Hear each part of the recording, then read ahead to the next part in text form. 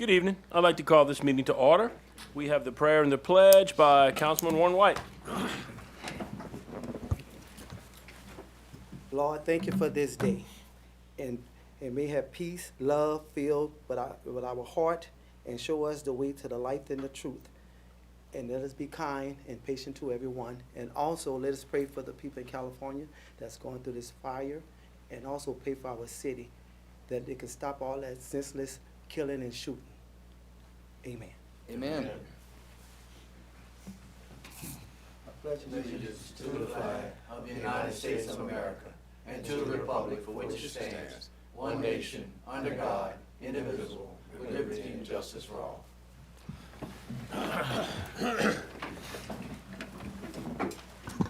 Roll call.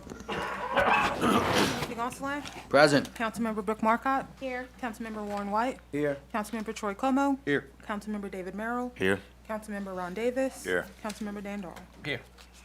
Thank you. First item is public comment. Do we have any cards?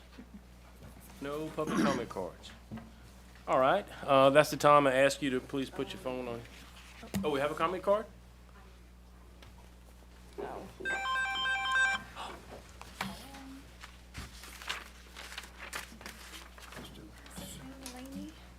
right.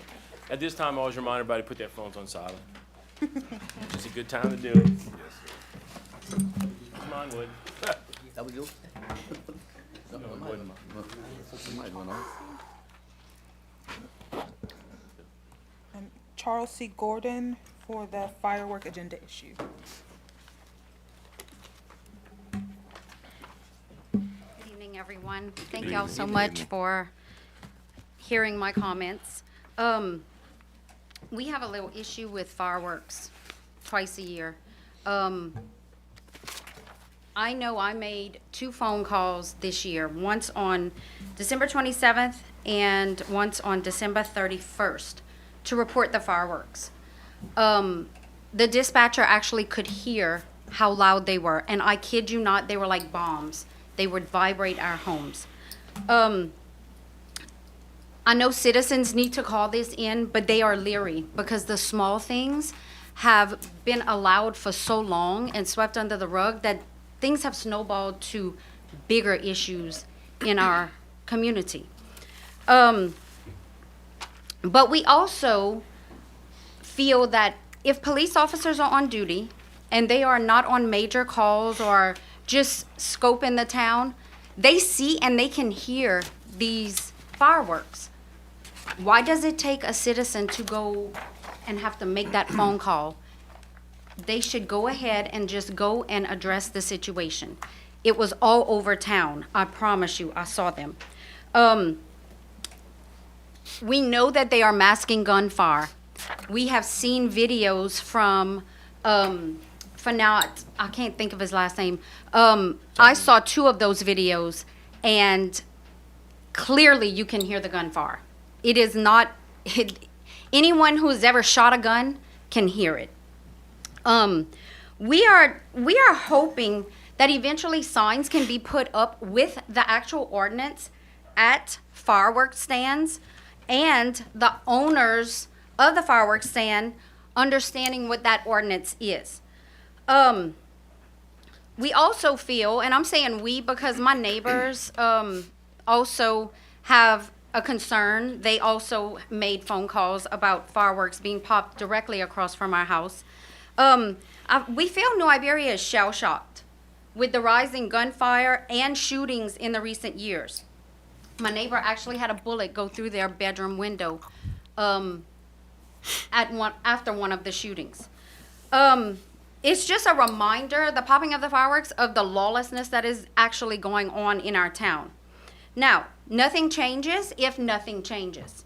While we appreciate the effort to aesthetically change the physical appearance of New Iberia, to draw new residents and to keep the residents that are already here, our internal aesthetics need to drastically improve.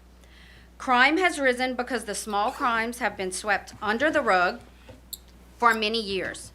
Change starts with the small things. We are hoping for harsher fines for popping fireworks in the city limits.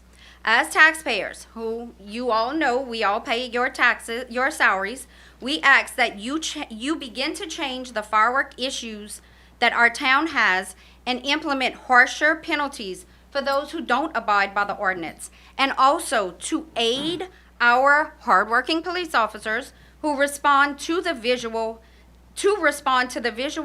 and audible fireworks without a citizen having to call this issue in. Thank you. Thank you. That's it. All right. Item 2A. Acceptance of the minutes, regular meeting of January 7th, 2024, which were published on January 22nd, 2025. Oh, that's 2025. I need a motion. So Motion. moved. Mayor Pro Tem Ricky Gonsalas and Councilman Ron Davis. Is there any discussion on our minutes from the meeting of January 7th? No discussion? Please vote your machines. Thank you very much. Davis didn't. Ron, you gonna vote? Oh, Ron, vote. Thank you, sir. Item 3A. Ordinance number 2025-01, an ordinance authorizing the mayor to negotiate and execute a cooperative endeavor agreement by and between the City of New Iberia and Hospital Service District Number 1 for the disposal of a parcel of property in the Spanish Town Center subdivision in exchange for certain property to be used as additional access to the Tesh Haven subdivision. This is our property swap for the residential subdivision with the hospital. So moved. Oh, hang on, yeah, okay. I need a motion to open the public hearing, and I already have one. Councilman Dan Dahl. Second. Second, Councilman Troy Como. Is there anyone here from the public to discuss this item? Nope. Seeing no one, I need a motion to close. So moved. Second. Mayor Pro Tem Ricky Gonsalas and Councilwoman Brooke Marcotte. Thank you. Warren had his hand up, but I don't know. I forgot to speak. Anyway, thank you all very much. Now I need a main motion. Motion. Councilman David Merrill, and I need a second. Second. Councilman Troy Como. Is there any discussion on the main motion? Am I good? Then please vote your machines. Thank you very much. One step closer. Item 4A. Resolution number 2504, a resolution authorizing the mayor to apply for the Delta Regional Authority Community Infrastructure Fund 2025 grant and further authorizing the mayor to sign any and all documents, contracts, and agreements in connection therewith. This is a sewer grant. We don't know if we'll get it. It's with Delta Regional Authority, and it's up to $2 million. Well, with the sewer issues we have, I'm gonna ask for $2 million, but anyway, that's what this is about. So do I have a motion? Moved. Second. Councilman Troy Como, Mayor Pro Tem Ricky Gonsalas, is there any discussion on this item? Any matching required if we do get it? Um, Or this is, I think probably so, yes, sir. Yeah, it's probably gonna be 20% like they normally are. I'm just curious if this was. But, then, I mean, we have a little money in our budget to make repairs and do things that we could easily use to match, sure. So it's well worth trying, and, you know, No, we're not gonna have a problem matching anything we get, I don't think. Okay. anybody else? Do we know when we should hear back if we get it? With all of these, it's a way, I think it's probably 6 months to even hear anything, and it's probably a year away from funding. But anything I can get in the pipeline, you know, our big projects left, you know, at some point we want to do that flow reroute in your district. Yeah. You know, there's some items later in the agenda. We've had some emergency repairs we have to pay for. So sewer, we have an old system, so I'll take it whenever we can get it. Right. Okay, thank you. I had a question. Yes, too. sir. If we do get the money, we'll be able to start on some of the projects, you know, with the sewage before, you know, early enough, if we know we're getting the funding for it? No, sir.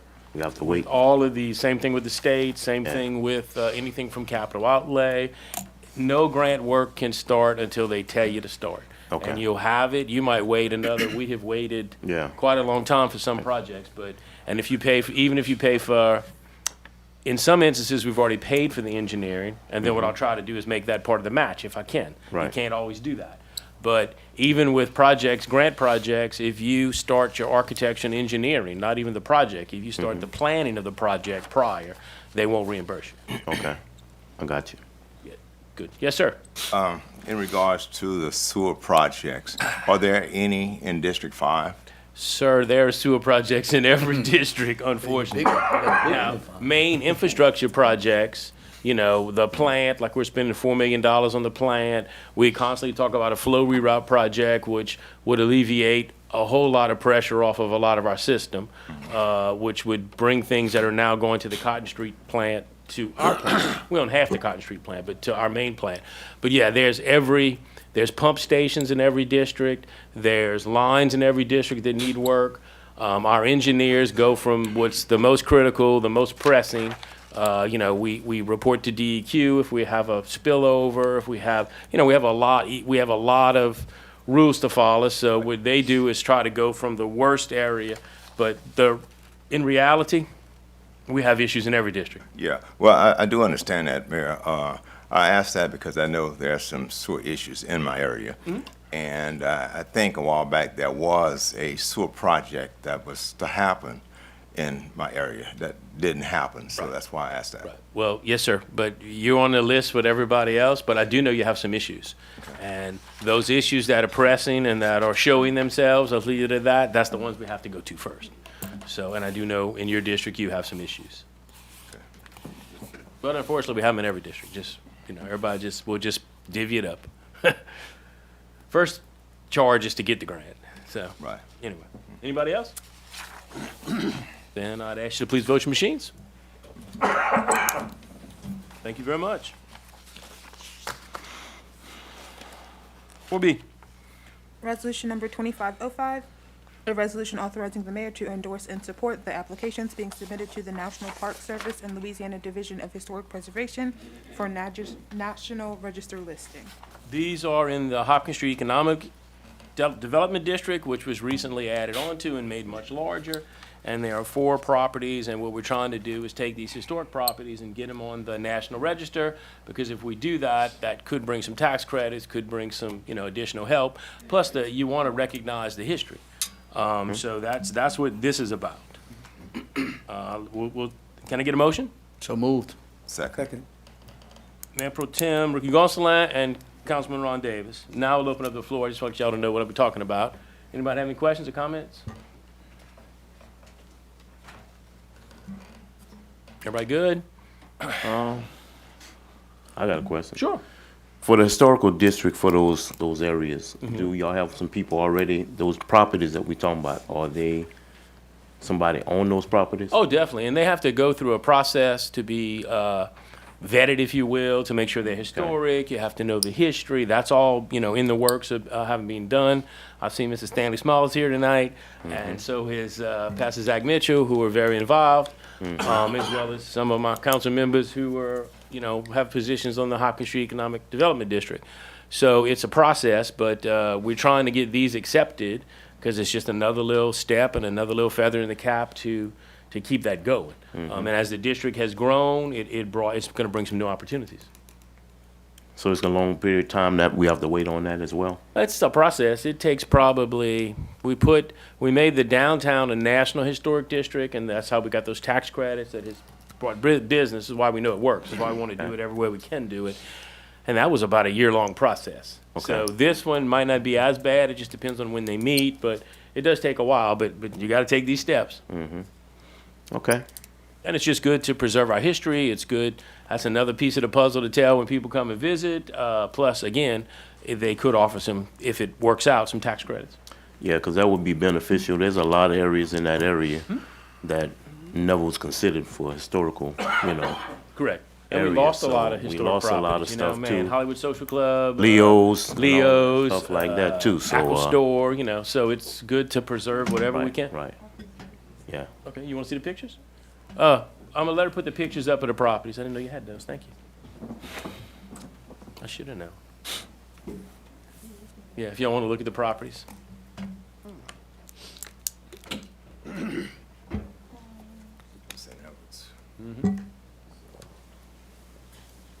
Past the church.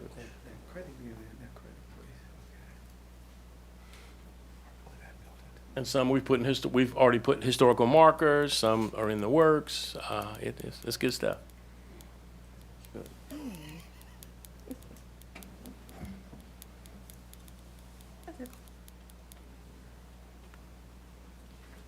Any further discussion?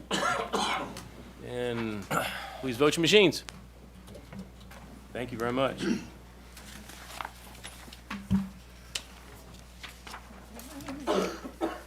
5A. Introduction of ordinance number 2024-35, an ordinance amending and reenacting section 74, article 3 of the City of New Iberia Code of Ordinances related to excavations on public property and setting for public hearing on February 4th, 2025. Note, this item was deferred at the December 3rd, 2024 New Iberia City Council meeting. I brought this item back because it grew on us. Let's, please, if you'll indulge me, let's just get the streets protected because our road program's about ready to start. I took notes from the AT&T boxes out of town, from all the other issues from the contractors that are from out of town that are tearing our streets up and not patching them correctly. That's the main one I want to get to. I promise you I will be coming back with other items that we need to regulate. But the discussion grew so much on December the 3rd, I mean, we have not had time to digest and put all the rest of that together. So what I'm asking is that if y'all can help, and on this, I won't have a deaf ear on the rest of it, but let's just get our streets protected before those bids go out and contractors start. Because once the streets are fixed, you know, inevitably, that's the ones they go and mess up the worst. So, let me get a motion and a second, then we'll open it up. Do I have a motion? Motion. Second. Second. Councilwoman Brooke Marcotte, and Second. you were the second? Yeah. Councilman Ron Davis, thank you. Now I'll open up for discussion. Yes, sir. So, Mayor, you're saying if any of our utility companies like Larco or the gas company has to break one hole, they have to get a permit?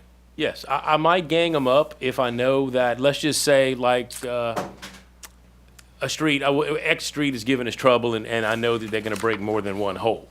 They can come in and we can work that out where we say, okay, you're in this area, this is part of your project, you know, we'll do that.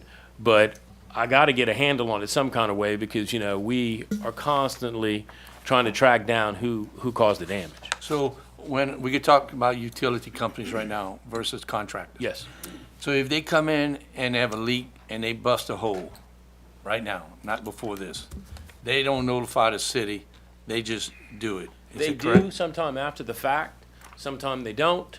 There are times that I have to call, or once I call my department, you know, the great thing is we got eyes and ears everywhere. Once I call Public Works, either the director knows or one of his people know.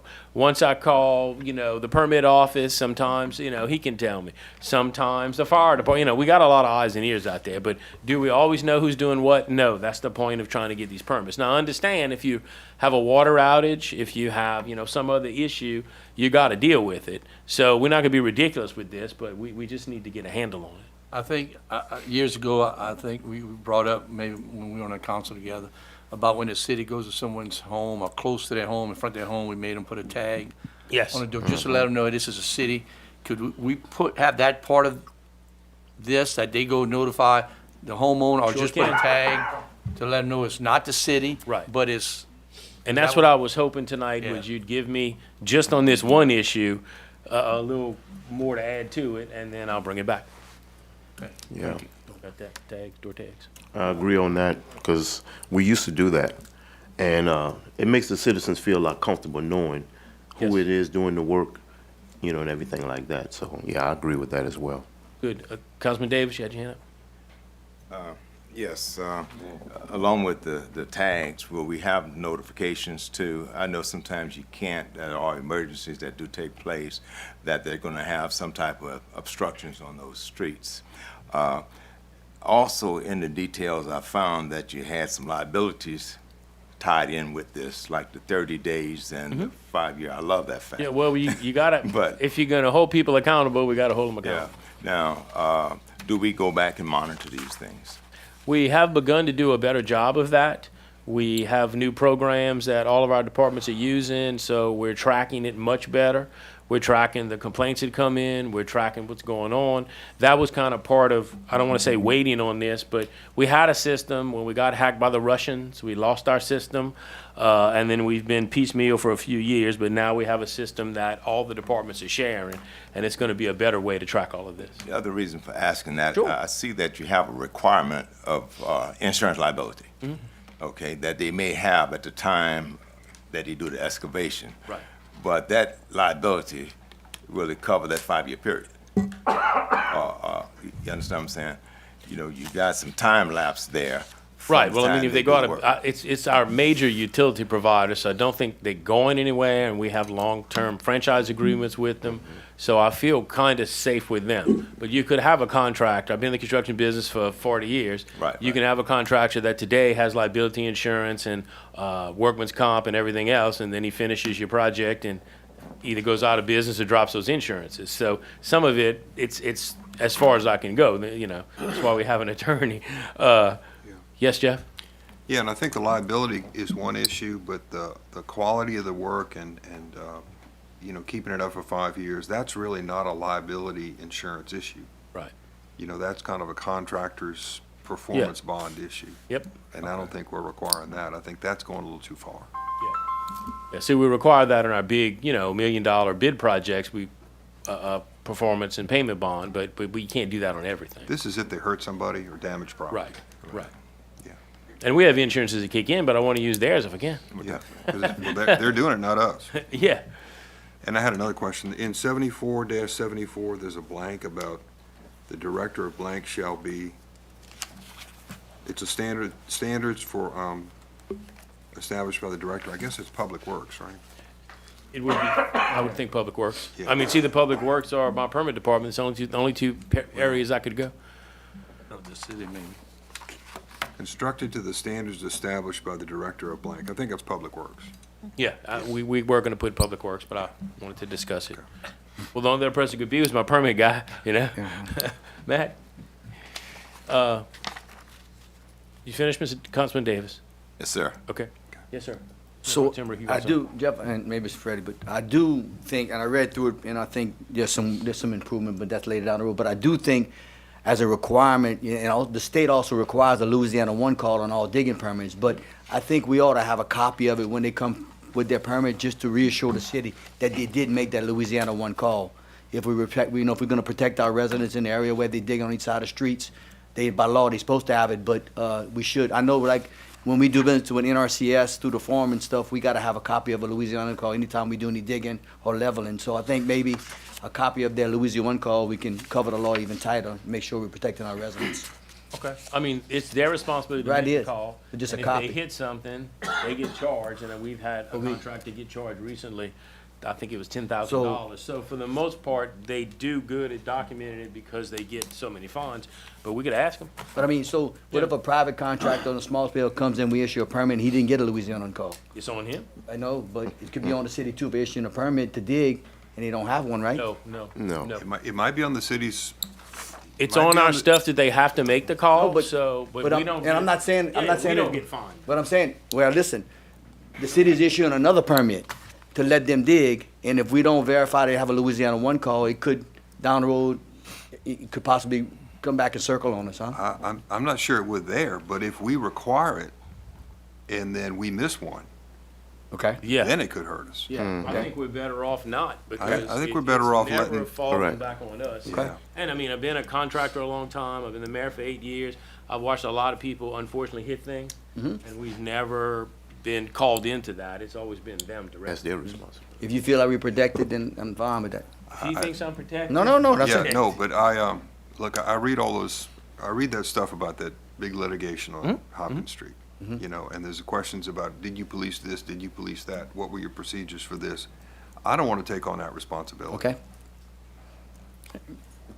It's a good point, though. I'm fine with that. I mean, you know, just Yeah. as we look at things, we want to make sure we iron and flush everything out that we can, and if you feel we're comfortable with it, I'm good with it. Now, if you had some little handout or something that you gave people when they got the permit and say, we're telling you, you got to go do this, fine, We have it on our permit. okay. Matt's in the that- back, that's fine. we do cover Yeah, that. okay. Yeah, I think that's a good idea. Councilman Doyle, then I'm coming around this way. Mayor, you know how when we're in a business and we have to go get a license every year from the city, and with our insurance, a certificate for the year? Does these utility companies need to do the same thing? Do they have to have insurance policy with the city for liability like we do as a contractor in the city?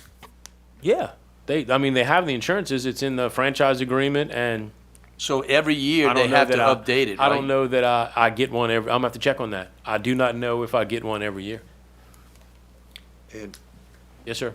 And they're gonna have contractors do this work, a lot of them, right? Yeah, yeah, it's not really It's not always gonna their own be- people. Yeah, it's not gonna be. Sometimes it's their people. Yeah, Yeah, yeah.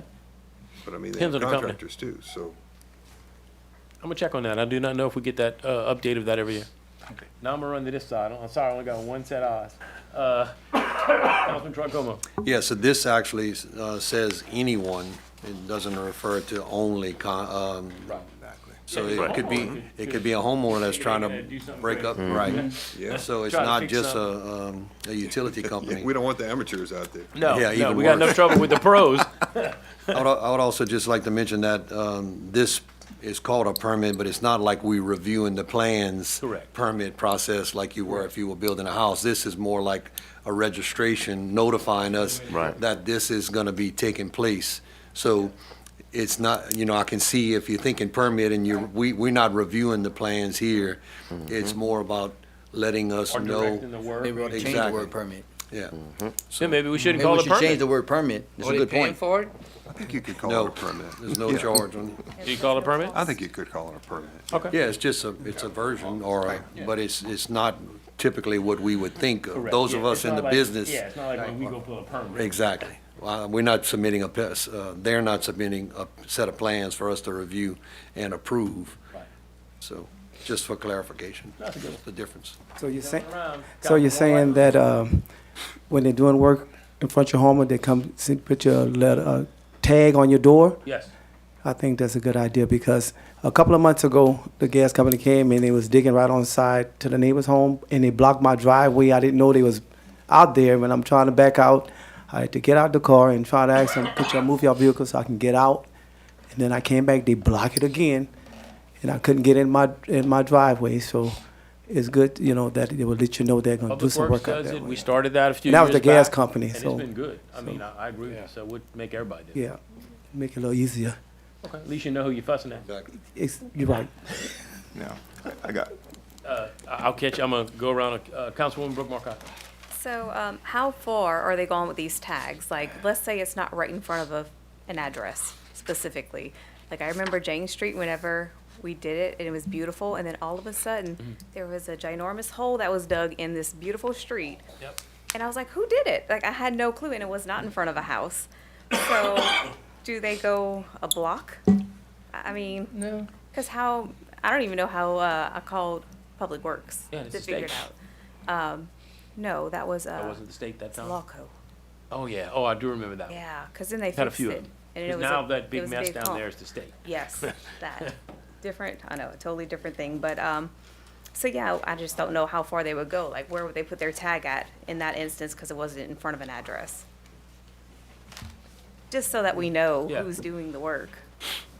When I don't know. when we did it with the city, it was in front of the residents.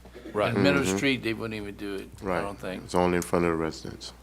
Strange cars in front of If them. we have a permit, then we should know who's doing Yeah, it. yeah, that's the whole point of you know. Yeah. So, I mean, I don't know what kind of, how far you want to go in notifying the public. Because where's that stop? Right. The guy who doesn't live there but drives the road every day, I mean, you got to stop somewhere. Yeah, I agree. Okay. advertise. Well, let's just hope that everyone applies for the permit. Yeah, well, we gotta have a rule first. Yeah. We heading in that direction. We're getting there. Everybody's good? Okay, now I'll go with the repeat. Councilman, I'll try to let everybody speak once, but Councilman Davis? Yeah, this may be minor, but this digging also pertains to the right-of-way next to the hard surface road coming back into the property, correct? Yeah, in other words, if our utilities can utilize that right of way, then they can dig in the right of way. Yep. But this also applies to planting trees or whatever digging that homeowner or contractor may do. I don't know if the intent was to cover if a homeowner was planting a tree.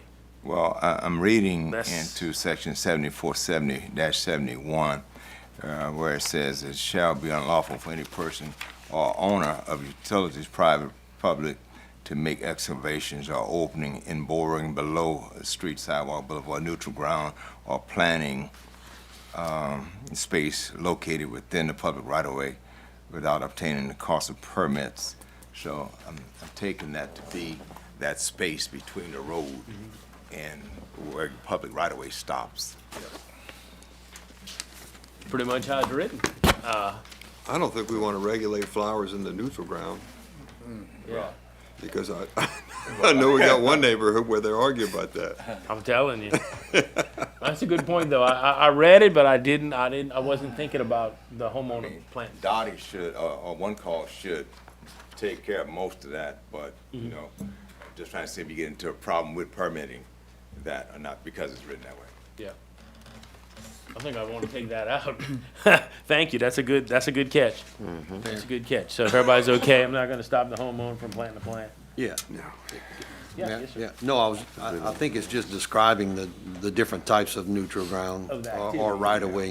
Yeah. If, for instance, in Main Street, if somebody was digging in the planting area and parking area on Main Street, they would need to get a permit, but I wouldn't read that to be in somebody's yard, as long as they're outside the right-of-way. Outside the right of way. Yeah, inside or outside is the deterrent. I think this just, the way I read it, means that it's describing part of the right-of-way. The right-of-way Oh, could be a yes, ditch, right. could be a Talking about it, yeah. planting Right. I have a area. 30-foot right-of-way in my front yard. Yeah, You know, along the Lorville Road, the right-of-way is really deep. I have a A lot of 30, people put 30, fences up in right-of-ways. 40 feet right-of-way. Yeah. yeah, I have plants on the right-of-way. yeah. But you're I not, mean, I you're realize not if you excavating or boring, No. the language leading into that. Right. I think, I like mean, I Jeff, guess you could say I planting agree the with trees, them. excavating there. Well, I mean, they ought to leave, It can be. Could we Sir? just like go they ought to leave the commercial? neutral grounds alone, Yeah. Exactly. Well, you know, I think. I think you're on the right track. but you Interesting. can get into a Are you problem finished? there Okay, yes, sir. in your neutral ground when you are, let's say, derooting a tree.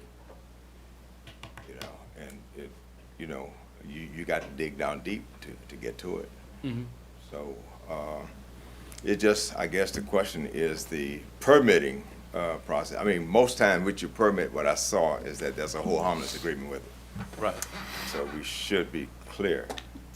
I just wanted clarity to see where it stops. Good discussion.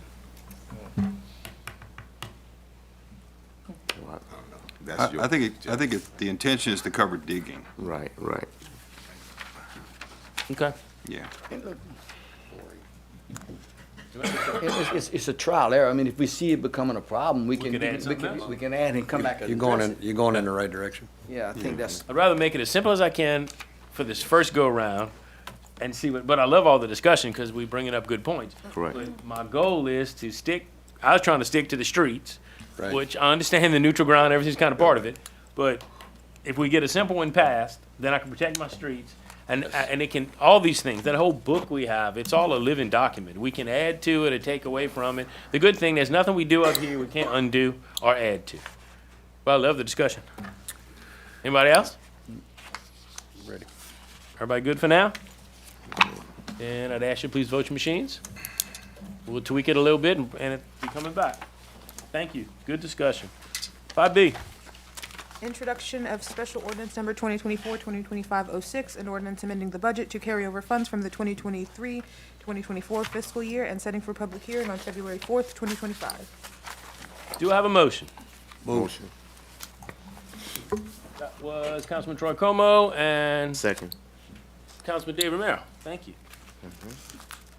All right. This item, let me just look for a second.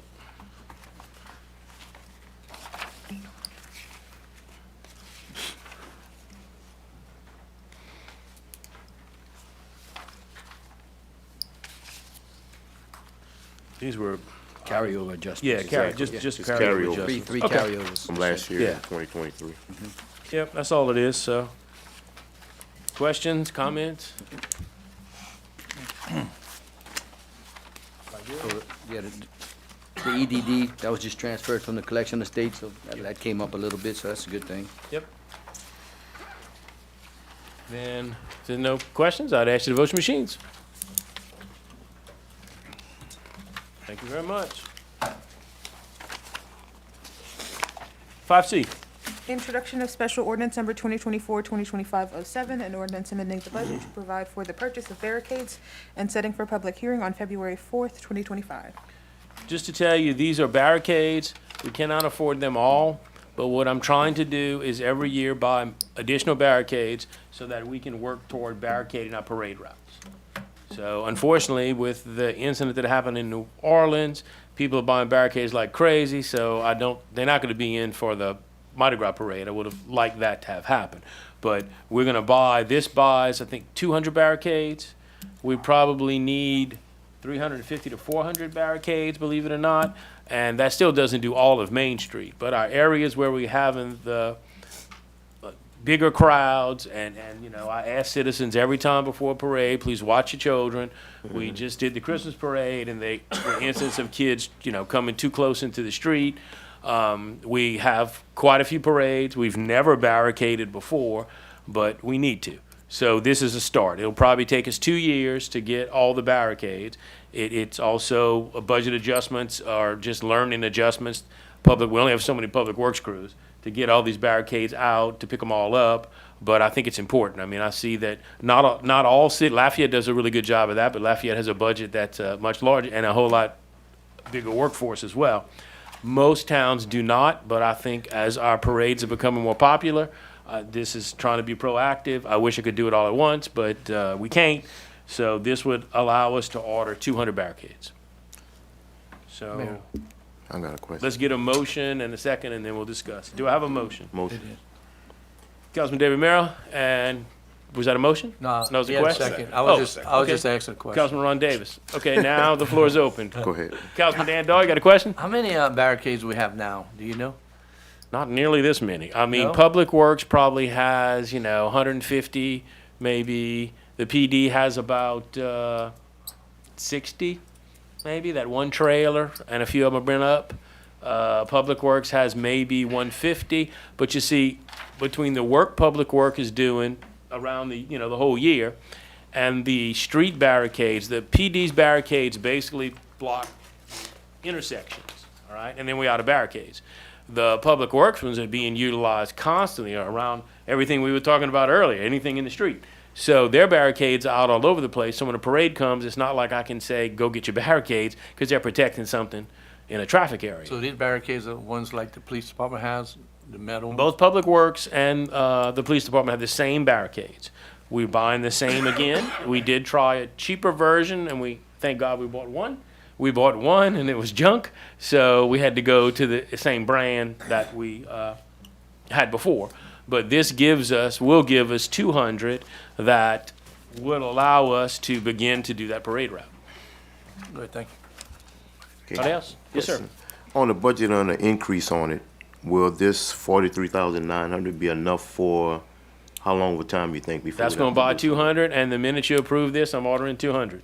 Okay. Then I'll have to come back. I will wait till probably, we gotta at least get to the middle of the year, I'm taking some chances, we're early in our budget. Okay. So I'll come back probably at the 7th month, 8th month, and I might say I can buy 50 more. All right. New budget hits in November, well, you can bet I'm gonna put the rest of them in November. That's what I want to know. And my goal was over this year of 25 to get us enough barricades that we could, So funds-wise, we should be able to, we can handle Implicate this, that. and then I won't ask for it if we can't handle it. But again, I'll be asking for it closer to the November budget. all right, okay. Any other questions or comments? Then I ask you to vote your machines. And it's kind of like if we don't start, we're never gonna get there, I got you. mean, It's the layaway plan.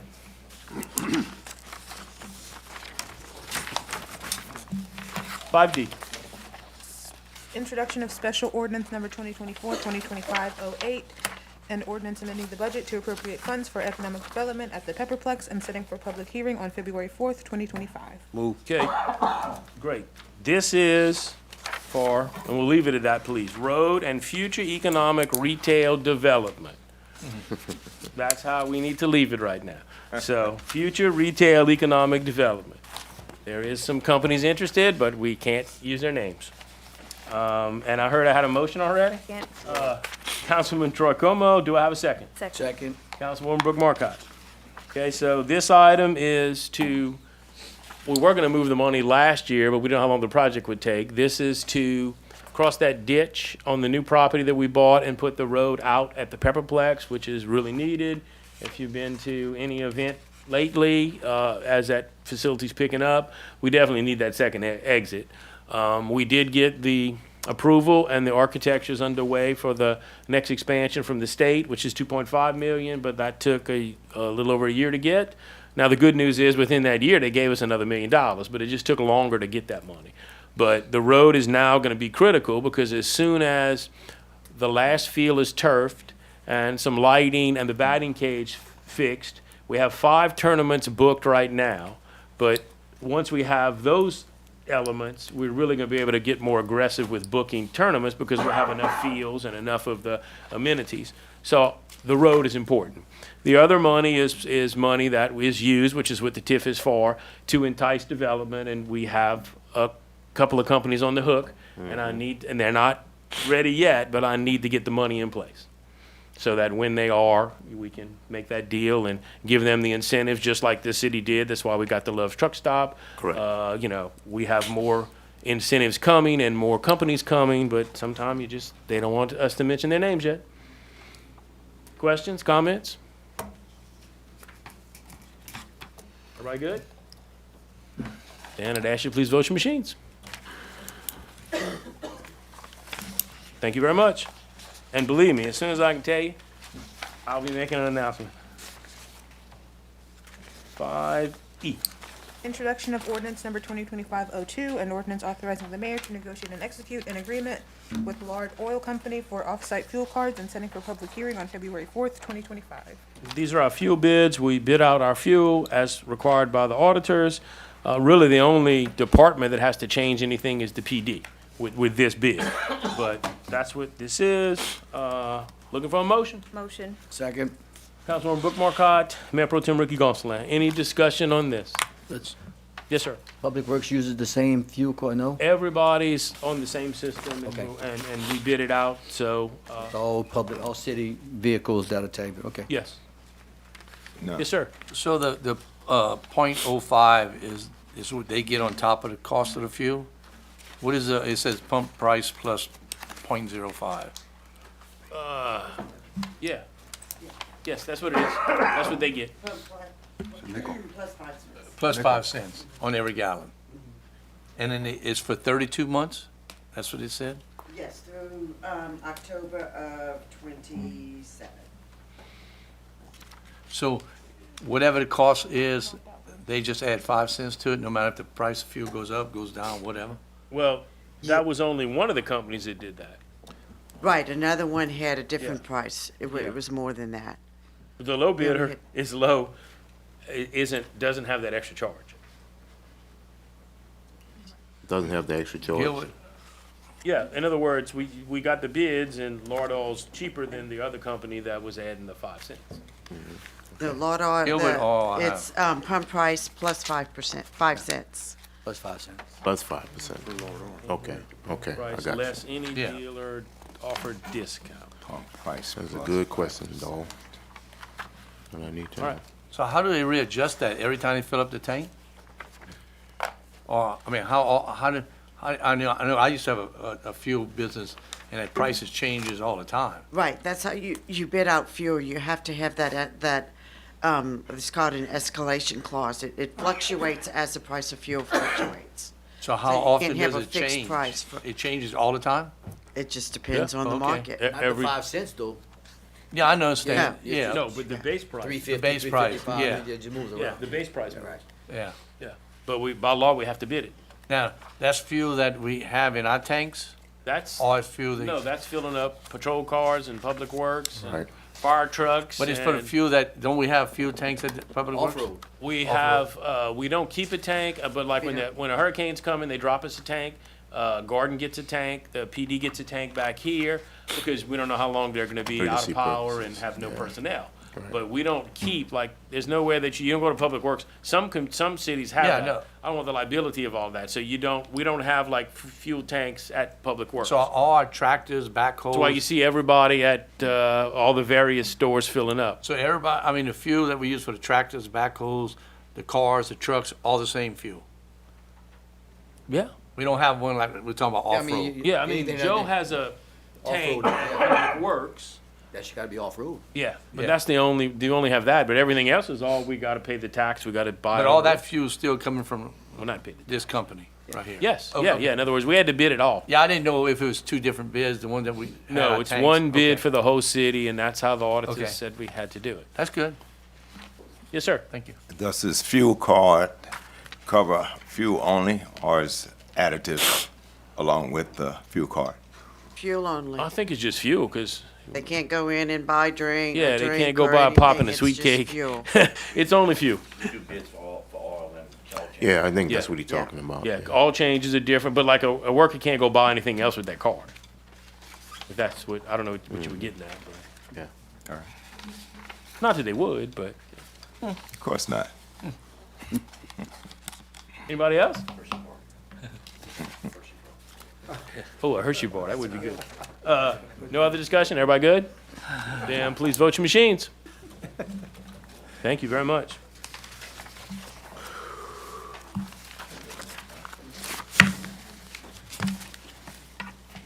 Six A, Madam Clerk. Discussion and action related to 626 East St. Peter Street, District 5, Resolution Number 2506. Yes, sir. This is a situation we have that some of you, most of you weren't here, maybe Dan was for this address. Miss Asma couldn't be here today. I spoke with her this morning. This is that yellow house on your way out, down East St. Peter, before Ann on your right. Kind of across from the Rosary House? Right. Just to give everybody. Yeah. Yeah. Past the blue one. Yeah. The situation we have here, some time has elapsed, and she's done some work to the house. So I think, as Jeff would probably agree, we need to represent this situation to you guys so that you can decide what we should do. You have a picture? That's what I thought I he did was not getting. get pictures from this morning. Talk amongst yourselves. That's unacceptable. But essentially, this house burned, or part of this house burned. Yeah, I remember her coming in front of it. Yeah. Right. But, It's been a and did she while. do the thing, I'm asking, did she do the thing she said she was gonna do? She removed the section that was burnt. And I've been in the house, the fire didn't affect the rest of the house. Now, you also have the exterior issue, siding falling, windows, doors open, that sort of thing, the property maintenance aspect of it. But the burnt addition has been removed and demolished. Windows all been closed up? Oh, she's got it partially boarded up right now, That's what I want to know, if you can order it up. partially. So you still got some more boarding up to do? You got some work to do, but I presented to her, produce a $8,000 bond. That way she can buy the permit and not just purchase a permit and not do the work. I want proof, Yeah. that the work's gonna be done. I saw our attorney had his hand up. Yeah. Yeah, I think this discussion started again with our insurance company, which is tired of defending some of these demolition things. Yep.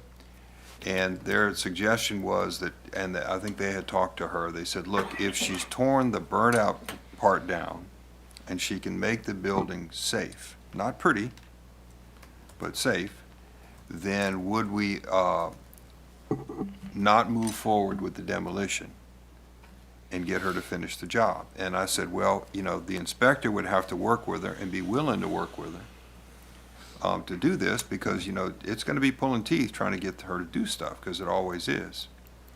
And I said, the council voted to demolish this thing, so if we're not gonna demolish this thing, at the end of all this litigation still going on, the council needs to say it's okay not to do it. So this needs to come back before the council, which is why it's on the agenda tonight.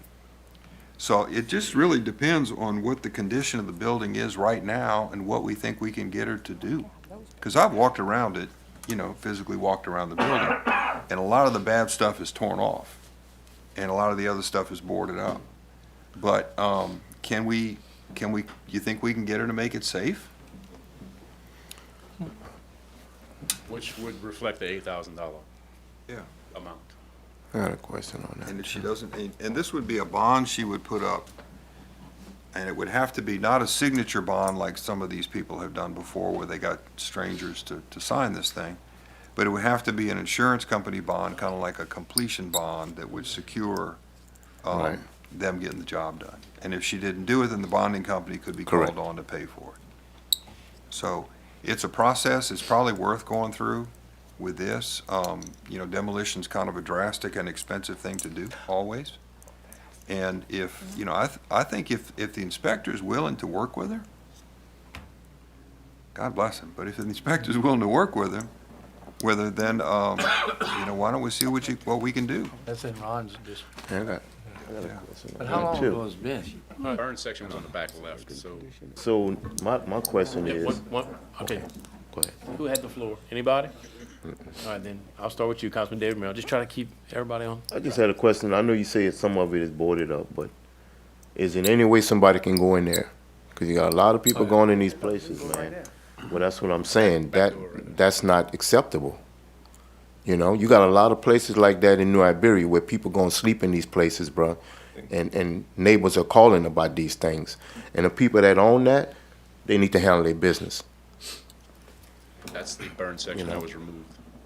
Yeah, that is an older picture. We Yeah. have an updated picture. I'm just talking about somebody going in, if understand. it's, because No, that's, It would have to be Yeah. safe. I mean, the question's gonna be safety, can we make it safe? And, or can we make her make it safe? And the boarding is gonna have to be done the right way. Yes. Which I've been in it recently within the past 2 months, and within a walkthrough, it reflects about 8,000, would have to be spent to Save it. to make it safe, just to make it livable. Councilman Davis? Okay, thank you for recognizing. This is in my district, and the first that I was aware of it was after I got my packet. I passed through there today just to take a look, but I didn't get down and do a walk around, so I wasn't really familiar with what's going on. The pictures that reflecting right now, I didn't see that part because you says there's been some improvements done. I don't have a name on this person or property to be able to get with them, or so that, or get with you to see what's really going on. If they're trying to save it, and like Jeff said, that it may be worth it, but of course you need that bond, and just to make sure that they understand what's going on. Because it seems like they're really sounding like they're really pushing to restore this to some extent. But of course, there is always liabilities and responsibilities out there that we have to adhere to. So, like I said, this is new to me, and I haven't heard from them yet, but I'm sure I will. Okay, so if I can get some information and stuff, I can maybe work with you to work with them to see what we can come up with. Okay, Absolutely. I appreciate it. Yes, sir. I'm like Mr. Davis. Mr. Davis, you wasn't here, but man, did we get some complaints from the neighbors across the street? On this, We got some heat on that. So, Okay. we're really looking at the tenants. I still get calls. Yeah, we're looking at the tenants, favoring the tenant doing what's right, which I want to do. But we need to look at the ones across the street that are getting the heat from, people, illegally living in it and whatnot, hanging out there. So Right. it's kind of a two-edged sword right here. So, and I'm not sure what's the right way, but we got to take a lead in this and stop kicking the can in the road and move on. Either we're going to do something or we're not going to do something, but the neighbors did complain, and Freddie can vouch for that. Oh, definitely. And there's been homeless people hanging out there at various times. Talking There's about been issues. There's been issues with the house next door. This is not a new problem. It is a problem. And you have some people that take care of the issues, that we wake up, they come to a meeting and they realize we're serious. We have some that promise a lot of things, and it's up to the council to extend the time or to demo. I'm not judging my past two councils or anybody on this council, but you'll see as our system, and we only got one system, the most drastic thing we can do is tear somebody's property down. So what happens is they come and they make promises, and then the council person from that district, it's not a written rule, but, like Councilman Davis, it's your district, so, you'll have some recommendation. Sometimes everybody goes with that, sometimes they don't. But on some of these, they are chronic problems. Sometimes people come and I am amazed, an 87-year-old lady and she does exactly, 90-year-old man and they do exactly what they say they're going to do. And when they were here, I said, I don't understand how they're going to pull this off, and they pull it off. You have people come in who, even some that profess to be in the construction business, and you think, okay, this guy's going to give me a home run quick, and we end up tearing it down. But it's how many extensions you give, it's how much I love the idea of a bond, because now we got somebody to go against if it doesn't work. You have a time limit, you have a bond, you call the bond in and it's gone. If they're not willing to do that, then they're not serious about saving it. Anyway, so you still have the floor? Yeah. My big, and I do like the idea of a bond, but my idea is, if we issue a bond and it gets to 8,000 and it still doesn't meet the criteria required, and they can't go any further financially or whatever, and then we gotta go demo it once they put 8 in it, then we got a really, tough situation to handle. So, I would make sure the bond is enough to where they can make it livable and that somebody can occupy it, because I'd sure have to go and demo it after they make that investment. In this case, it would be. Okay, that's what I just want to make sure. Yes, sir.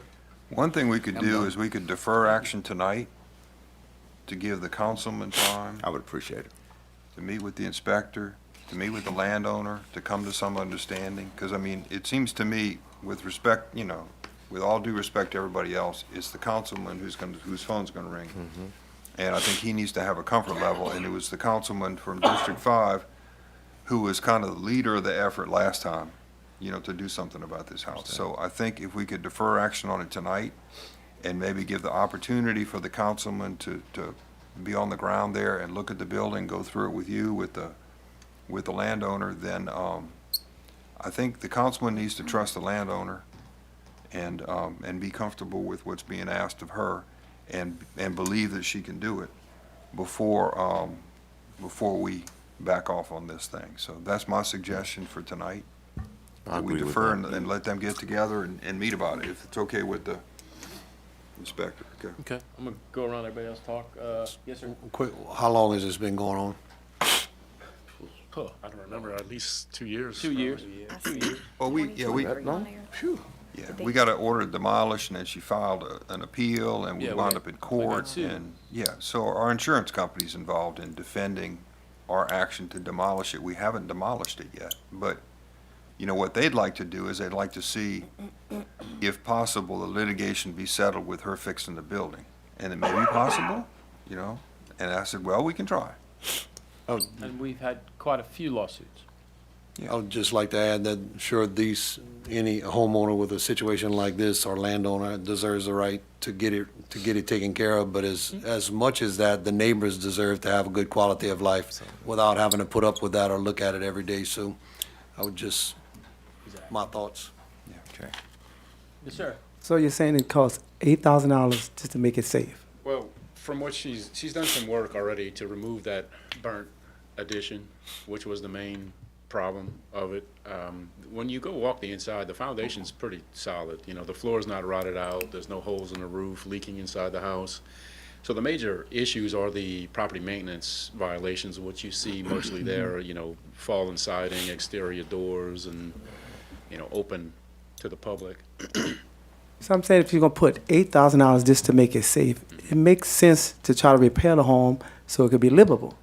Cause putting that much money, $8,000 just to make it safe? Well, that Why would don't make they it put- livable. Well, I think, it should make it livable if you're gonna put that much of money into it. Should go a little further than just making it safe. Yeah. Okay, hey, did you speak yet? Let me just see, did you have anything? Yeah, I No, was come just back. going to, Round point one, out- round two, The reason, Yes, ma'am. the reason it's up here is because of the neighbors who are doing the right thing. Mm-hmm. They're keeping their house up. They want to live there, have good quality of life. If they ever want to sell their home, they're not going to get what they deserve because of that. So it's like you have to kind of keep that balance in mind. Like, yes, the property owner, you want to, understand where she's coming from and give her the ability to fix it. It has been happening for a long time.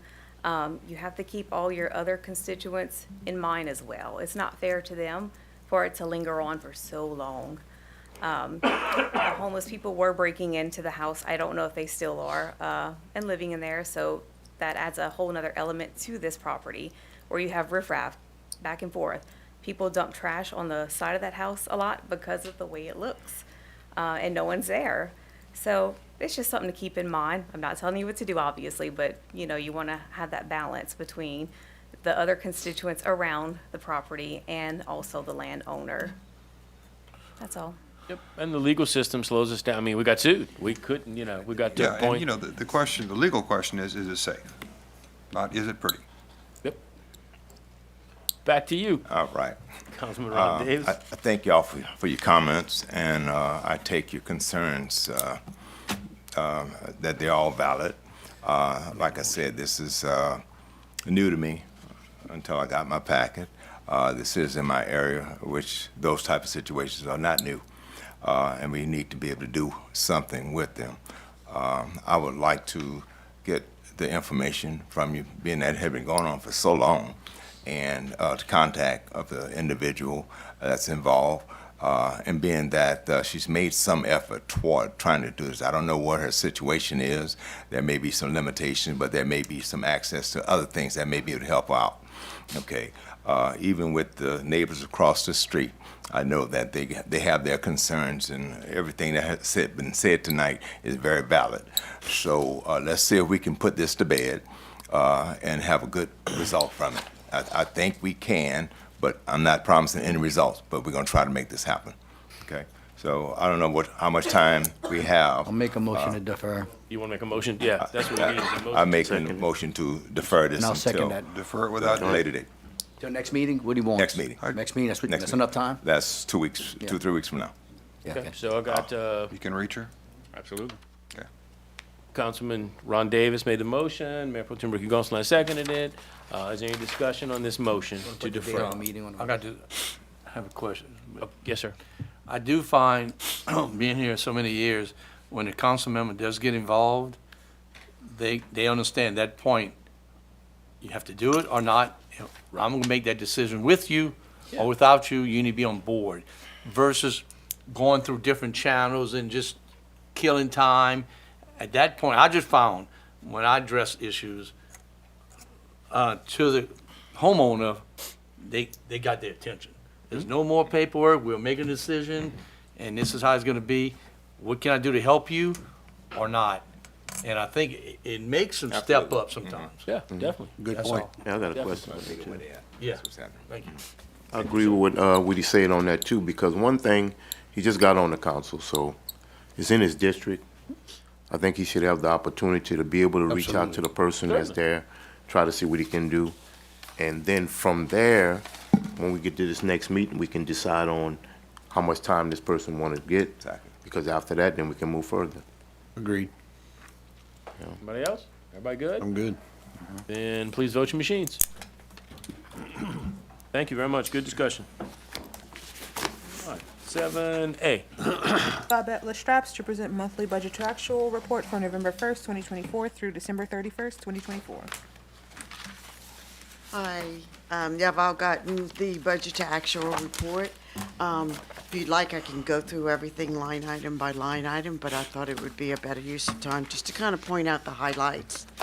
And also, I'm available to answer any questions you may have. We are 2 months into the fiscal year. This is for the months of November and December. The main highlights is our insurance premium on our equipment policy. We did pay that. We pay that annually. So you'll notice that insurance is high compared to if it would be equal throughout the year.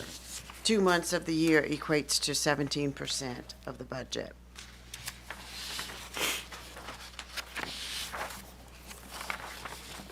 In the finance department, you'll notice next time you come up here where the furniture we have up in the tax office and in the finance office, I ordered that when I was here last time with the city. That's like 25 years old.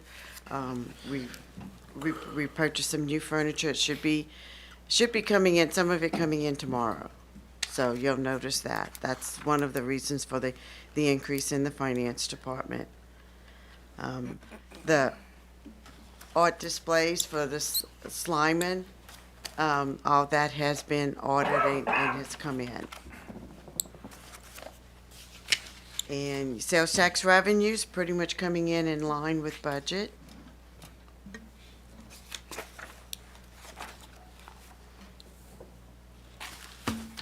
And everything else is, like I said, it's only 2 months out of the fiscal year, and everything else is coming in line.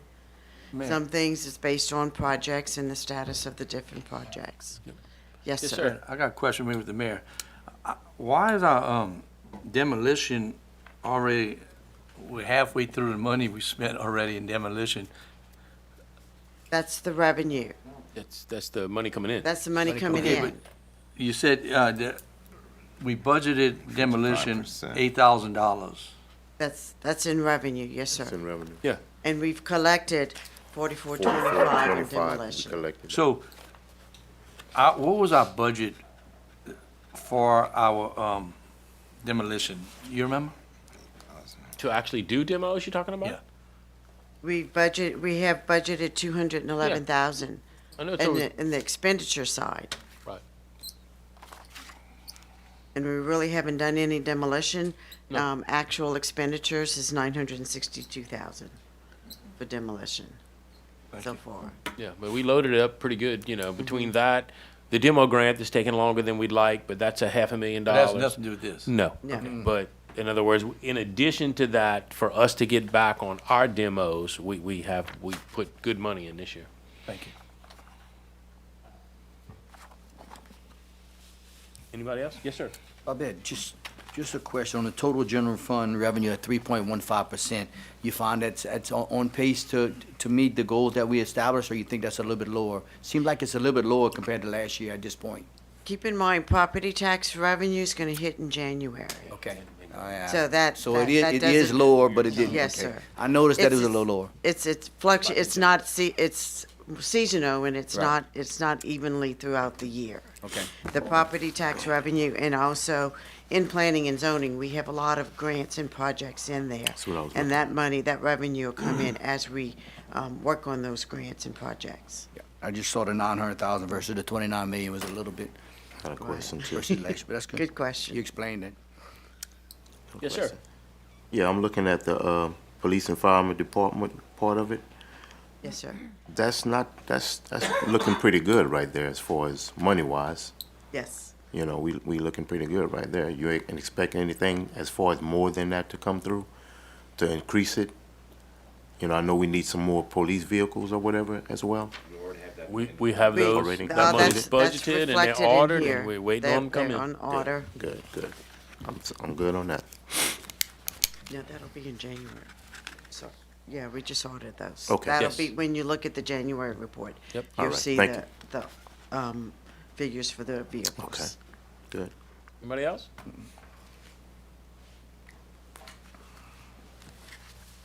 Everybody good? Thank you. Madam Clerk? 8A. Discussion related to fireworks in the city of New Iberia. Ricky Gonsalas. Mayor Pro Tem? So I brought this up for discussion. I thought it was a good time since January just passed. I had 4 or 5 calls, including Ms. Montreal, on concerns of what it was done. So looking through the ordinances, just thought that there's really nothing you can do. It's eliminated in the city. We can't do anything, but just wanted to get some ideas on how we could better enforce it. And Ms. Montreal had some really good ideas with maybe some signage at the fireworks booths and maybe some public notices to the public, you know, stating vividly what they can and can't do. And I think, Chief, what I'd like to see is encourage citizens to call the police. I think we're not calling in enough of them, in my opinion, and I don't know. And maybe I'm wrong, and maybe we're not, but I wanted to see how many numbers were called in that night, on those nights, so maybe we can get citizens to call more and report more of the violations. That way we can address it. On the New Year's Eve night, you look at about a 5-hour period. After 10 o'clock is when it really started. We took 28 firework complaints. Okay. That there was a total call volume of 134 during the same period. So you add the 28 on top of the 134. So what we were doing, and we're already, Captain Lasser is in charge of my patrol now. We're devising a new plan on how we're gonna handle the fireworks complaints. Because what we were doing is we created a sheet, basically a call sheet, like when somebody called in for a complaint, we let fireworks be its own complaint sheet, all the addresses listed that were called in, and then as patrolmen were able to get to it, they would plug those off, right? So now we're gonna go to a different system where each one is its own accountability. That way an officer it's showing that they're taking those complaints off the board and into its own ticket when they need. Because she's not wrong about, you know, where our priority has been. I know we talked about it a couple of months ago before the new council came in, about our priority with gun violence. Because that night, we also took 13 shots fired call. So 13 shots, what, fired in the air? 13 Well, shots. you don't know yes, where we made.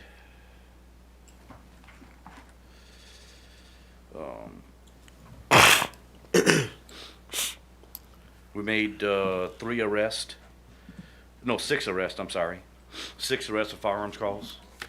So that's our priority. Obviously, a fireworks call will take secondary, no disrespect to the fireworks, but gunshots will take precedence over those calls, is where we send our attention to. So we had 6 arrests for firing a firearm. In fact, one female that we caught shooting a gun, she just thought it was an okay tradition. Right. She went to parish jail to learn that lesson, but that's where our priority went. You know, if you look at, you know, what I'm proud of, we talked about it in one of the last meetings a couple months ago, with the district attorney's office making a commitment to send these people that are illegally using guns in our city away and hold them accountable and give them jail time.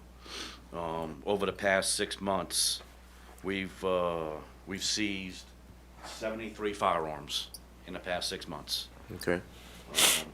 64 individuals arrested for firearms charges, with 157 charges total. In other words, additional firearms charge besides just discharging a firearm. Could have been an aggravated, could have been a whole number of things added to it.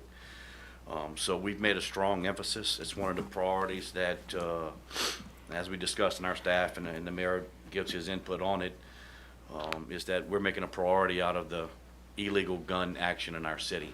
Our patrol officers do a fantastic job.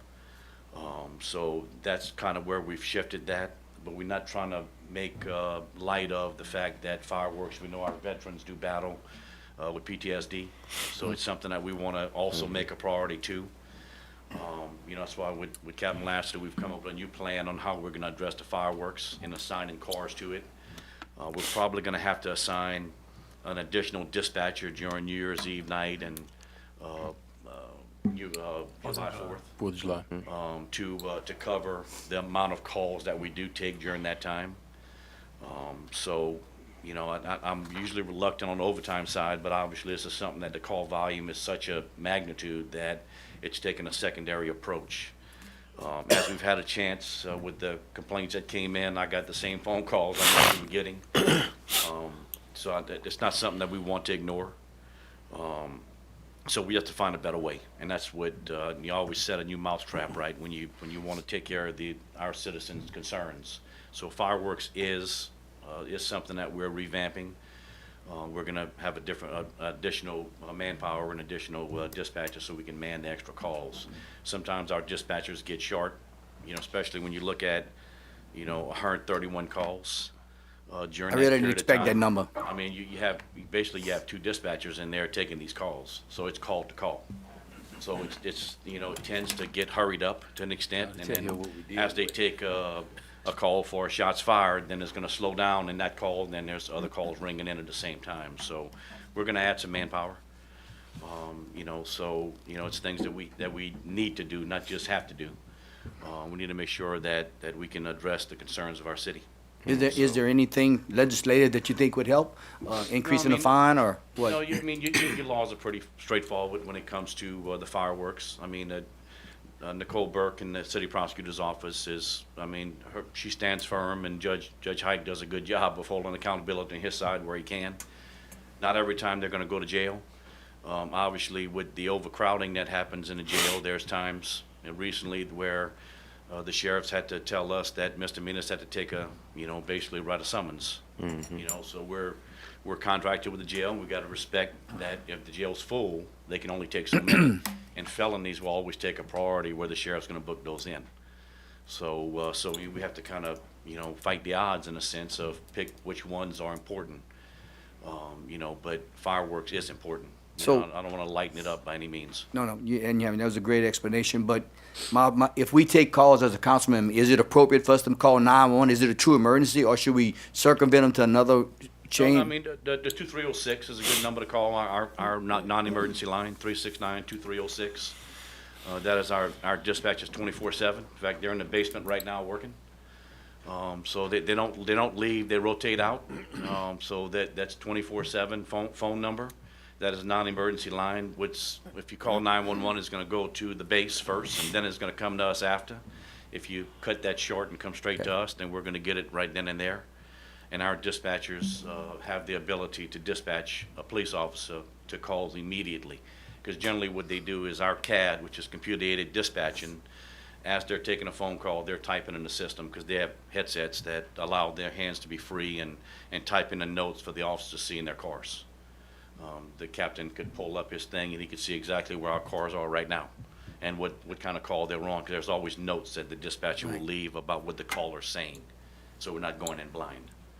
A lot of times they'll say you have a call pending, or they'll send them directly to an address if it's an emergency over the air.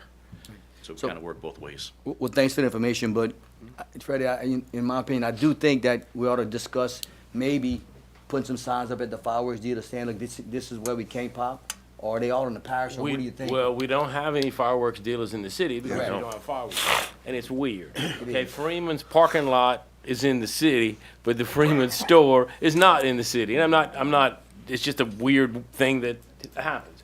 If you look at where the fireworks tents are set up, sometimes we have, I don't like them, we have these little areas called carve-outs where somebody, for whatever reason, had the ability to say, don't put my property in the city 75 years ago. We don't do that anymore, I can tell you. But they are areas that look like they'd be in the city. You're on Center Street, you're riding down the road, and I get tons of calls, and the areas where they do sell fireworks, as well as where there's a bunch of chickens and all kind of crazy cars and stuff, is not in the city. It looks like it should be. So the people that deal in fireworks Yeah. get right on the exterior, and they know right where to get that's not in the city. So I don't have the authority to go tell somebody you need to put a sign at your fireworks stand. They're gonna laugh at me and say, well, it's not in your city. Go back across the line. No, you're right, and thinking of that process, but maybe I think we can do a better job on advertising, social media, well, and just making sure they understand no fireworks in the city. We do that already, but I'm looking for ideas to try to, help the chief reduce his calls or whatever we can do. We have the City of New Iberia app, has And I'm been, very well used lately. Actually have a lot of uptick of use and people downloading the app. I think 'cause it people are has- finally realizing it has we push have it. notifications on there. We are going to, Captain Lassiter knows that we're gonna do push notifications come July 3rd to remind people about fireworks in the city. That we are gonna add extra manpower to address those issues, and that, if this council wishes, there's sometimes we do give warnings, but we can go zero tolerance if that's the wishes of our council. No, but what you mentioned, Chief, push notifications, could we send one out, reminding residents, whatever, you saying, look, no popping, whatever you want, however you want to word it, that would be a big help. Yeah. I mean, Yeah, I didn't know the parameters, if it had to be a real emergency or what. No, actually, we own the app. The City of New Iberia owns the app. So we have full authority. In fact, Captain Lassiter is the guy that sends out the push notifications. So I'm throwing him to the wolves, but he's the one that generally sends it out. That might be something well added. No, and we'll do that. We're gonna do it for July 3rd and New Year's Eve to remind people about the ordinance. I'm good. Okay, Councilman Dahl? What is the fine to begin with? That's one question. I didn't have a copy of it, I didn't know, so that's what. Actually, and bear in mind too, we also have our website up, newiberiapolice.com. On there, in other related topics on the drop-down, it has city ordinance book on there. So if ever you need to look at city ordinances, if you don't have it handy, go to our website, newiberiapolice.com. There's a drop-down of related topics, and on there it has city ordinance or city codes. We have a race all of the going. ordinances on there. We have a race going on. Captain Lassiter and Well, Laney Mayor. are trying to figure out who can get to it first. Ricky, He is typing on the phone, Laney. You got a 500. I'm looking computer. for ideas. 500. well, when that $500. started, how much? 500. 500. Oh, when this started, me and Freddie was up here. And, I was up here too. And David Yeah, Merrill was here and I too. was the one that Yes. introduced it, and this is how it went, talking about putting signs, real short story, is that a few key people in town, the trouble we were having was that we could not control the rockets, okay? This is how it started. So the rockets would go up, come down and get in someone's car, or in the gutter, start a fire, yeah. So we said, I'm just saying, it was a moment in my life. So anyway, these people that sold the fireworks, they have a few of them, came and we made a deal. You don't sell anything with a stick in the city and put signs up. Cannot sell fireworks with a stick if you're in the city, yeah. Okay. Oh, yeah, good. That lasted 1 year. Then we came back and outlawed it.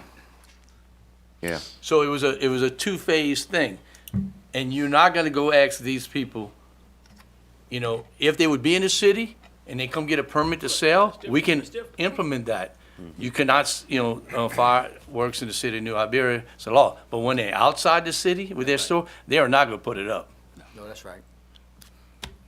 Went through it. When we was on the council when that happened, that was something that needed to be done at the time. It started getting a little worse. But I can be honest with you, y'all doing a lot better job with the calls at the time. You had customers, people in our districts calling us and pissed off at us because we put this ordinance out and they were making these calls and ain't nobody coming in their neighborhoods and doing nothing about it. So it's a big difference that y'all have done since then. You didn't have a police Yeah, department. we didn't have a We didn't have police department, but Which was- you know what happened with If that. you remember, that was you and I's argument, was we Yeah. don't have a police department. Yeah, But yeah, anyway, a a lot of water was, under the bridge. It was crazy, but it's a lot better now. But like you said, the gunfire has taken over all over the country, and they take those advantages of times to do fireworks to do that type of stuff.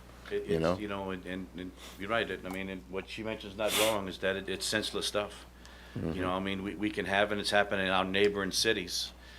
Police car a block away, and people are still firing these guns, and it's absolutely senseless. Unfortunately, our first homicide of the year.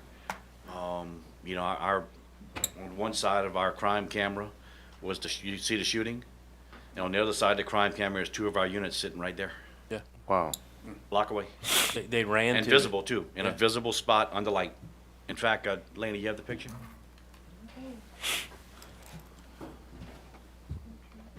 And don't think it's just us. If you see our two cars there on the Yeah. bottom right, on the bottom left is where the shooting takes place, just the other side of the camera. There's 4 cameras inside the box.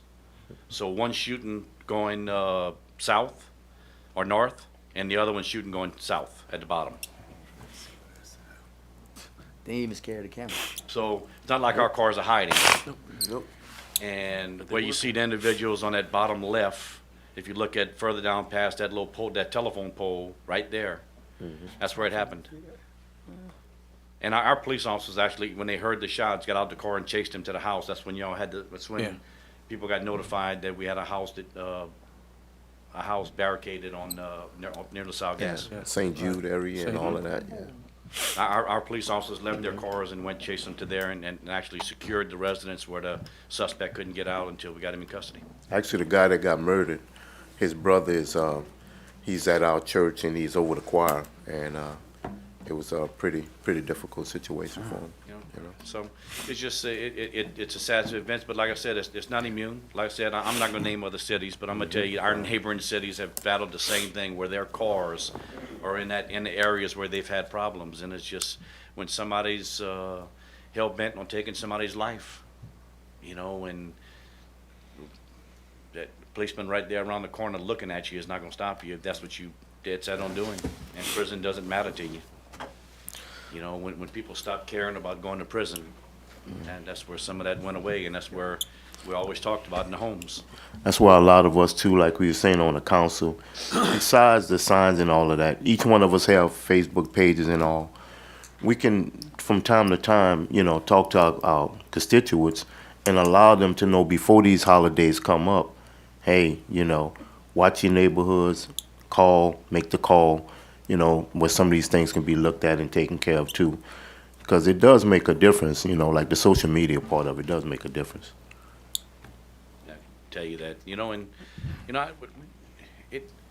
I feel good, and I know that, like I said, this full council wasn't here a couple of months ago when we talked, the council and me talked about where I'm very optimistic about our district attorney's office holding a commitment to send just the illegal gun stuff away, because these are repeat people that are shooting firearms and going back and cycling back in.